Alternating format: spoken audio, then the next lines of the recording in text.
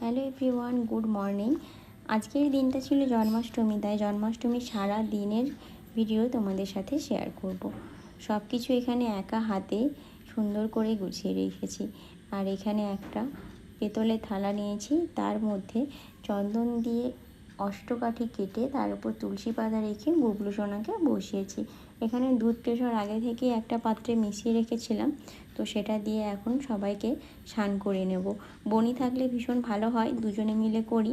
আমি সবটা গুছিয়ে দিলে বনি এখানে সবটা পুজোর ব্যবস্থাটা করে নেয়। ওইদিকে তো সারাদিনের রান্নার আয়োজন থাকে, সেগুলো মায়ের সাথে আমি হেল্প করতে পারি। অবশ্য আমার নিত্যদিনের পুজো হয়ে গিয়েছে, সাথে মাকে কিছু গুছিয়ে দিয়ে এখন আমি দুধ কেশর যেটা করেছিলাম ওটা দিয়ে ভালো করে স্নান করিয়ে নিয়ে তারপরে এখন ভালো করে গঙ্গা জল আর সাথে দিয়েছিলাম একটু গোলাপ জল মিশিয়েছিলাম, সেটা দিয়ে ভালো করে এখন আমি আরও একবার স্নান করিয়ে নিচ্ছি। আমি কিন্তু গোপাল ঠাকুরকে বা গোপাল সোনাকে যে যাই বলো না কেন, আমি কিন্তু গুবলু বলেই ডাকি সব দিনই।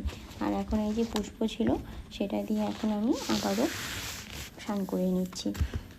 গুবলু সোনার খুব প্রিয় নাকি জুঁই ফুল, গোলাপ ফুল, এগুলো ভীষণ প্রিয়। তো এগুলো দিয়ে করিয়ে নেওয়ার পর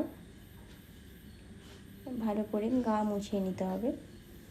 গা মুছিয়ে নিয়ে বসিয়েছি। আর এই যে জামাটা দেখছো, এটা কালকে মা গিয়েছিল পাঁশকুড়া, ওখান থেকেই মা নিয়ে এসেছে। আগের বছর বনি একটা ভীষণ সুন্দর জামা এনেছিল কলকাতা থেকে, এবছর তো বনি নেই, তাই মা এনেছে পাঁশকুড়া থেকে। আর গুবলু সোনাকে এখন আমি সাজিয়ে নিচ্ছি। বাপি সকালেই দেউলিয়া গেছিলো, আজকে সকালে ওখান থেকে এনেছে জুঁই ফুলের মালা, সাথে কিন্তু গোলাপ ফুলও ছিল। আর যেহেতু আমি স্নান করিয়েছিলাম, সুন্দর করে মুছিয়ে এখন সুন্দর করে সাজিয়ে গুছিয়ে নিতে হবে আমার গুবলু সোনাকে। আর আগের বছর মা জন্মাষ্টমীর দিন গুবলুকে একটা সোনার চেন দিয়েছিল, সেটাও এখন পরিয়ে দিলাম।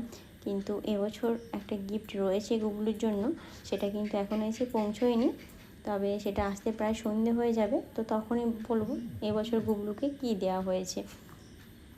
আর দুদিকে যে কৃষ্ণ ঠাকুর আর একদিকে একটা একদম গুলুমুলু গুবলু দেখতে পাচ্ছ।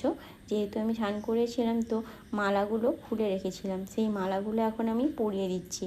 সাথে কিন্তু জুঁইমালাও রয়েছে, সেটাও পরিয়ে দেবো। দেখো তো কত সুন্দর লাগছে আমাদের তিনজনকে, একদম ভীষণ সুন্দর, তাই না?